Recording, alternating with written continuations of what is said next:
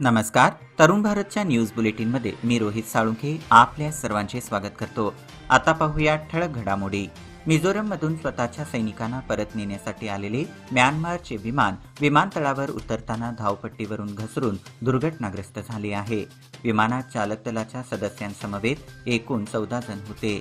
हे विमान छोट्या आकाराचे असून या दुर्घटनेत 8 जण जखमी झाले आहेत. जखमींना लेंगपुई रुग्णालयात दाखल करण्यात आल्याची माहिती मिझोरमच्या एका अधिकाऱ्याने दिली आहे.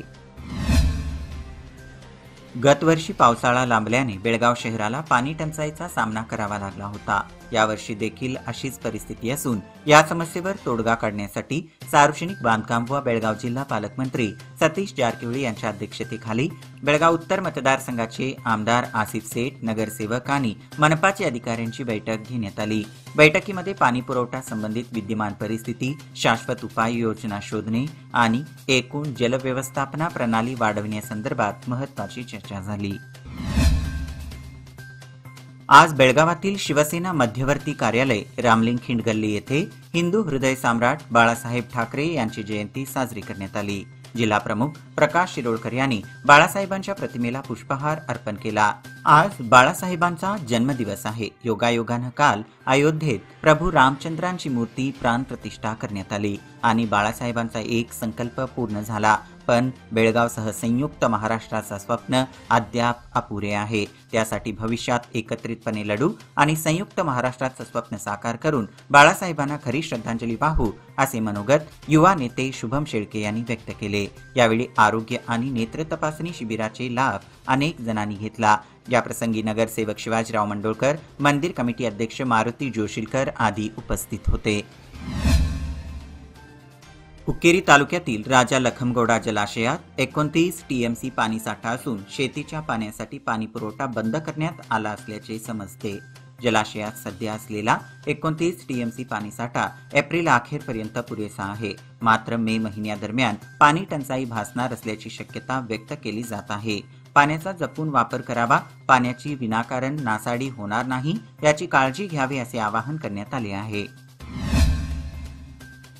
सालाबाद प्रमाणे यावर्षी देखील महाराष्ट्र एकीकरण युवा समितीच्या वतीने दिवंगत शिवसेना प्रमुख हिंदू हृदय सम्राट बाळासाहेब ठाकरे यांची जयंती मोठ्या जल्लोषात साजरी करण्यात आली.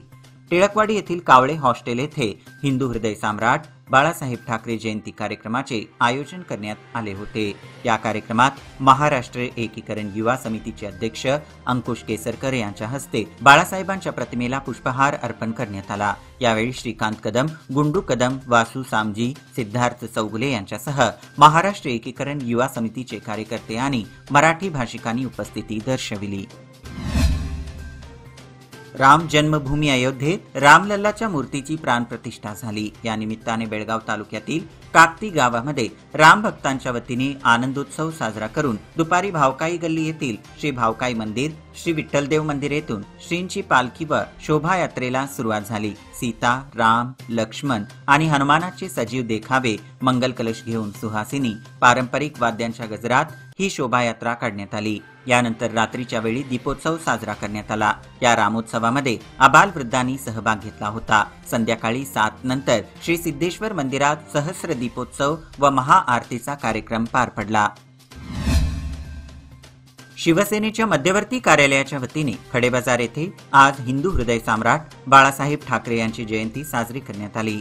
यावेळी शिवसेना बेळगाव जिल्हा प्रमुख हनुमंतराव मजूकर यांनी हिंदू हृदय सम्राट बाळासाहेब ठाकरे यांच्या प्रतिमेला पुष्पहार अर्पण केला. त्यानंतर मिठाई वाटप करण्यात आले. यावेळी अमोल मजूकर, परशुराम गोंदकर, मीनाक्षी पाटील यांच्यासह सर्व शिवसैनिक मोठ्या संख्येने उपस्थित होते. विद्याप्रसारक मंडळाच्या गजाननराव भातकांडे इंग्लिश माध्यम शाळेचे आज मंगळवार दिनांक 23 जानेवारी रोजी उद्यमबाग येथील शगुन गार्डन येथे वार्षिक स्नेह संमेलन आयोजित करण्यात आले होते.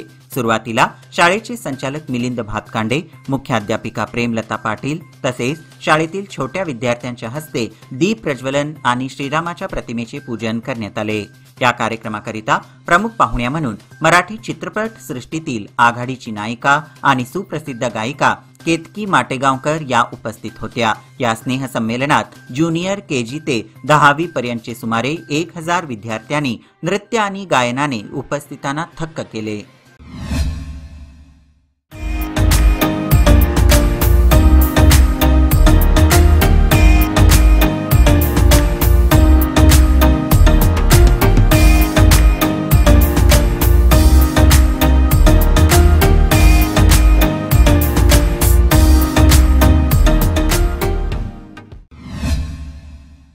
बेळगाव शहर व परिसरात धुक्याची चादर पसरल्याचे दिसून येत आहे। धुके एवढे दाट होते की काही फूट अंतरापर्यंत काहीच दिसत नसल्याने वाहने दिवे लावून चालवावी लागत आहे। मॉर्निंग वॉकसाठी आलेल्या नागरिकांना मात्र या वातावरणाचा सुखद अनुभव मिळत आहे। अयोध्या येथील श्री रामलल्ला मूर्ती प्राणप्रतिष्ठा सोहळ्यानिमित्त विविध धार्मिक कार्यक्रमांनी सांब्रा गाव श्रीराममय झाले होते। धार्मिक आणि उत्साही वातावरणात श्रीराम मूर्ती प्राणप्रतिष्ठा दिन साजरा करण्यात आला। छत्रपती शिवाजी महाराज चौकात पहाटे पूजेचे आयोजन करण्यात आले होते। दिव्यांची आरास करून सजावट करण्यात आली होती। राम, सीता, लक्ष्मण, हनुमान आदी वेशातील बालचमू लक्ष वेधून घेत होते। सांब्रा कुस्ती कमिटीच्या वतीने मारुती मंदिरात श्रीराम प्रतिमेची आणि हनुमान मूर्तीची पूजा करण्यात आली। यावेळी उपस्थितांना प्रसादाचे वाटप करण्यात आले। अयोध्या येथे प्रभू रामचंद्रांच्या मूर्तीची प्राणप्रतिष्ठा निमित्त आनंदनगर दुसरा क्रॉस वडगाव बेळगाव येथे आकर्षक मांडव उभारून प्रभू रामाची विधिवत पूजा करण्यात आली। दरम्यान सकाळी आरती झाल्यानंतर प्रसाद वाटपाचा कार्यक्रम झाला। सायंकाळी इस्कॉनच्या भक्तांकडून भक्तिमार्ग आणि सांसारिक जीवनाचा सार कथन करण्यात आला। यानंतर भजन सादर करण्यात आले। या प्रसंगी गल्लीतील सर्व लहान थोर मंडळींनी परिश्रम घेऊन हा आनंदोत्सव साजरा केला। अयोध्येतील श्री रामलल्लाच्या प्राणप्रतिष्ठा निमित्त निपाणीत मंगळवारी शोभायात्रेचे आयोजन करण्यात आले होते। मात्र सुरुवातीला परवानगी देऊन अचानक अखेरच्या टप्प्यात परवानगी नाकारल्यामुळे प्रशासनाविरोधात हिंदुत्ववादी कार्यकर्त्यांनी छत्रपती शिवाजीनगरातील तहसीलदार कार्यालयावर मोर्चा काढला। यावेळी शोभायात्रेला परवानगी देण्याच्या मागणीचे निवेदन तहसीलदारांना देण्यात आले। यावेळी कार्यकर्त्यांनी जय श्रीरामच्या घोषणा दिल्या, तर मोर्चा बेळगाव नाका जुना पीबी रोडवरून तहसीलदार कार्यालयात आला। येथे तहसीलदारांना निवेदन देण्यात आले। यावेळी शोभायात्रेला परवानगी न मिळाल्यास तीव्र आंदोलन छेडू असा इशारा हिंदुत्ववादी कार्यकर्त्यांनी प्रशासनाला दिला। उपतहसीलदार मृत्युंजय ढंगी यांनी निवेदन स्वीकारले। अयोध्येत राम मंदिर उद्घाटनाच्या पार्श्वभूमीवर चिकोडी सदलगाचे आमदार गणेश हुक्केरी यांनी एकसंबा ते तोरणहळ्ळीपर्यंत हजारो भक्तांसोबत सुमारे 25 किलोमीटर इतके लांब पदयात्रा काढली। आमदार गणेश हुक्केरी यांनी सकाळी 7 वाजता एकसंबा येथील श्री हनुमान मंदिरापासून पदयात्रेला सुरुवात केली। येथून चिकोडी सरकारी विश्रामगृह येथून चिकोडीतील भक्त सामील झाले। येथून तोरणहळ्ळी श्री हनुमान मंदिरापर्यंत पदयात्रा काढण्यात आली। लोकमान्यच्या मुदत ठेव योजना म्हणजे सुयोग्य कालावधी सर्वोत्तम व्याजदर। आता तुमच्या गुंतवणुकीवर मिळवा 9.30% परतावा। अधिक माहितीसाठी आजच कॉल करा 180021245050। योजना फक्त सभासदांकरता, नियम अटी लागू। लोकमान्य, जिथे पैसा वाढतो आणि नातं वृद्धिंगत होतं।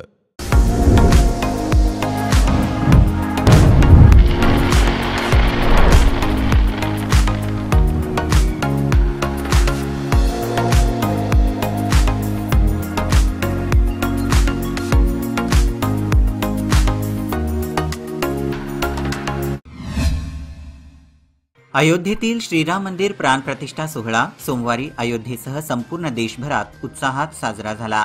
यावेळी विविध मंदिरांमध्ये धार्मिक कार्यक्रम पार पडले।